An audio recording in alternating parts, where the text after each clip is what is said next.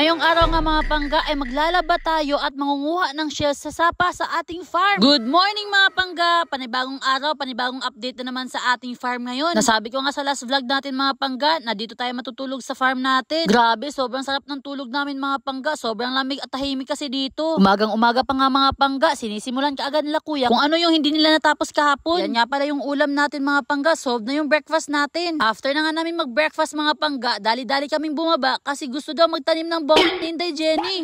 So mga pangga, gagawin na namin yung first mission namin dito sa farm natin, ang maghanap ng CR. Oh, alam nyo na yung gagawin ni Inday Jenny mga pangga, pero hayaan nyo na. Alam ko naman, nakaka-relate din kayo. Uy, grabe, napakalinaw ngayon ng tubig. Wow! Diyan talaga yan dati, yung sapa natin, pinatabunan lang natin kasi nga para diretsyo na siya dito. So may project tayo dyan soon, so abangan nyo na lang. So ang gagawin muna namin ngayon mga pangga ay maghahanap muna kami ng matataihan ni Inday Jenny. Ba? Oh, ikaw lang. Naihilang ako ngayon eh. Hindi ko alam sa mga kasama natin, 2 days na to hindi na tumatay. Oh, no. Ayan, hinanapan ko na ng spot si Inday Jenny mga pangga at nilinisan ko na para komportable naman siya na maglabas ng sama ng loob niya. Ayan, binutasan ko na rin mga pangga para diretso na libing yung ilalabas niya ang sama ng loob. Mamay, ano naman ba trip mo? Saan naman tayo pupunta? Pupunta tayo dun sa maliit nating sapa, mamay. Ano bang dadala mo? Labahin natin. Ano bang ako maglalaba ka? Oo, maglalaba, syempre. Sa sapa? Oo. Wala tayong masusuot kaya maglalaba tayo. Ako yung sa bambad. Hala. Pwede ba maglaba dun? Pwede kasi malinaw naman yung tubig, May. Siguraduhin mo na okay yung paglaba mo ha. Yes, mamay. Alam mo naman na magaling ako maglaba. Tara na. Saktong-sakto ba? Gamit na gamit talaga yung mainit na panahon ngayon.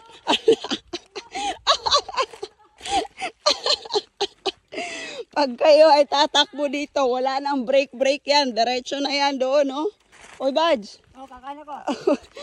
Yan kasi hindi prepared, hindi nagdala ng tsinelas. Kuha mo premium mo. Huy, dyan ka talaga bababa, May? No choice eh. No choice. Wow. May, saktong-sakto, hugasan mo na lang din tong pinaglutuan ko kanina, oh. Dali. Ayun na, catch. Buong ka. Buong ka. Sige, bilisan nyo na dyan yung gawaing bahay nyo. Ano ba yung trabaho na yan? Hindi naman, inaayos. Ayusin mo yung paglaba dyan, Day. Baka mangati-ngati tayo niyan. Huwag kang mag-alala. Babalawan naman natin to sa flowing May. Para make sure ba? Ayan, naglalaban na nga tayo sa mga damit natin mga pangga. Gusto ko lang palang malaman, meron kaya tayo mga pangga dito na nanonood, na naka-experience maglaba sa sapa? Comment naman kayo, dali. Tapos ka na maglaba? Tapos na nga May, nakapagod pa lang maglaba at saka maghugas ng karahay. Grabe, konti nga lang yung nilaban mo. Pagod na pagod ka na. Isang plastic cellophane kaya yun, May. Plastic cellophane nga, pero maliit lang naman. Maliit, madami naman yung laman, madami apanti yun. Madami apanti ka dyan. Yun ang panty. Yun lang. Madami na yan. Nakapagod talaga, May. Nagugutom na ako kaso wala tayong pagkain. Kaka-breakfast mo lang, gutom ka na naman. Hala, magla-lunch na ba yung mamay? Ay, magla-lunch na pala. Nagugutom na nga ako. Anong gagawin natin ngayon? Sobrang layo ba to sa lungsod, May? Mahirapan tayo pagbili. Paano kaya yan? Wala tayong makakain dito. Ay, maghanap na lang tayo ng pwede natin maluto dito sa farm. Maghanap tayo? Oo, mayroon yan. Tara. Ano na mga hanapin natin? May napansin ako kasi doon na may mga shell. May mga shell? Oo, meron. Legit yan? May legit nga. Kailan ba ako nagsinungaling sa'yo? Sa'yo lang naman ako nagsinungaling. Mukha mo, mamay. Legit ba yun? Legit nga, tara na. Seryoso ka? Ay, nako, paulit-ulit. Tara na nga. Ano pa inaantay natin? Kukunin natin yung mga pagkain na yun. Tara. Hala, May! Ano nangyari? Kukuha sa basbi. Yan ang sinasabi ko sa'yo kanina eh. May baki. Hala, yati, may baki. Dili na ko. Badge, ayaw, taro ka, Badge. Kadali lang. Gunite, Badge, dili na ko. Asa ko, Kisa. Asa ba? Dali na, May. Bilisan mo na ba? Gutom ka naman kaya. Ba't ang sobrang tagal mo? May, kanina pa tayo naghahanap. Wala talaga tayong nahanap na pagkain. Di ba, Badge? Meron na doon, butiki. Butiki? Hala! Hala! Sorry, Lord. Baki! May, dali na. Tara na nga. Meron nga dito sa unahan, May. Mag-patient lang tayo ba? Gusto mo kaya makakain? Tara na. Oo nga. Dali na. May, kita mo yun? Hala!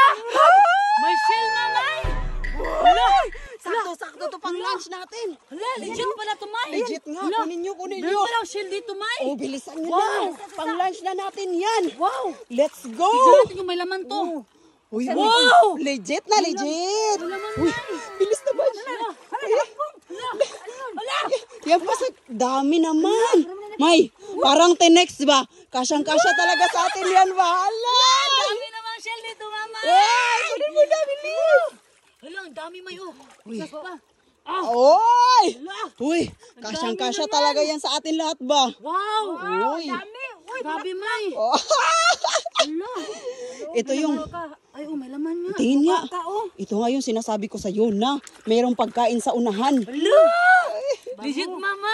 Pagkain nga. Legit na legit nga. Lagayan natin. O yan. Yan, lagay natin dito lahat. Oh, saktong-sakto. Yan na yung sukatan ng kalaha. Ano yun? Ito. Hala. Oh! May nahulog! Wow! Uy. Kunin nyo na yan. Dami, Mamay. Wow, sarap nito.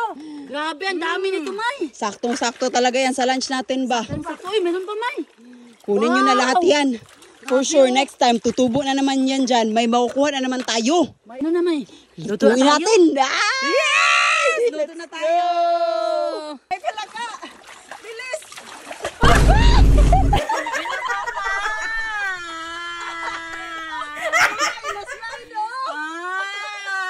Sinadya mo yun.